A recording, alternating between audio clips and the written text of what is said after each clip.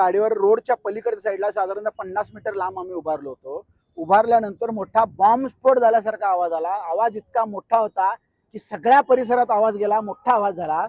आम्ही जवळ यायलाच 1 मिनिट 2 मिनिट लागले असतील, इतके धुराचे लोट होते.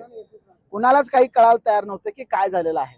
जवळ येऊन पाहिल्यानंतर लक्षात आलं की केदार सिद्धप्पा छत्रे नावाचा, आता माहिती घेतल्यानंतर लक्षात आलं, छत्रे नावाचा युवक तिथे इसम पडला होता. त्याचे जागेवर दोन्ही पाय तुटले होते. स्फोट इतका भीषण होता. आजूबाजूला कोणी लोक नव्हते. माहिती घेतली, 15-20 मिनिट अँब्युलन्सला फोन करतो, तो अँब्युलन्स नाही आली. कुणीही घेऊन जात नव्हतं. सगळे बघायची भूमिका घेत होते. फोटो व्हिडिओ काढण्यात मग्न होते.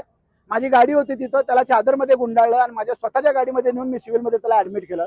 ऍडमिट केल्यानंतर माहिती मिळाली की त्याचा मालक जो आहे फुले, तो इथं सहारा गन हाऊस म्हणून त्याचं दुकान आहे आणि छर्ऱ्याच्या बंदुका तो विकतो करतो, सप्लाय करतो आणि त्याच्यासाठी लागणारे जे गंधक आहे, मटेरियल आहे, जे स्फोटक ज्याच्यामुळे आवाज होता मोठा, त्या गंधकाचा स्फोट झाला असं मालकाचं म्हणणं आहे. आणि मी जेव्हा प्राथमिक त्याच्याकडनं माहिती घेतली तेव्हा त्यांनी असं सांगितलेलं.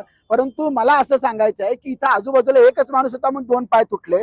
आजूबाजूला जर इतर लोक असली असती तर परिस्थिती अतिशय बिकट झालेली असती.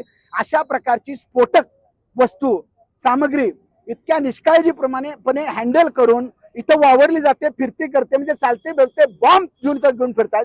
कुठेतरी इथं निष्काळजीपणा दिसतोय.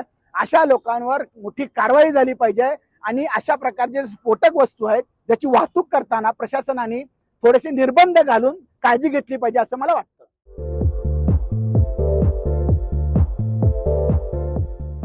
नांदेड, लातूर व धाराशिव जिल्ह्यातील टाटा मोटर्सचे अधिकृत कार डीलर पद्मजा मोटर्स आता सोलापूरमध्ये. भव्य शोरूम आणि अद्ययावत वर्कशॉप, जीएसटी सूट मिळाल्याचा घ्या फायदा. नव्या शोरूम मध्ये सुरू झाली आता कार सर्व्हिस सेवा.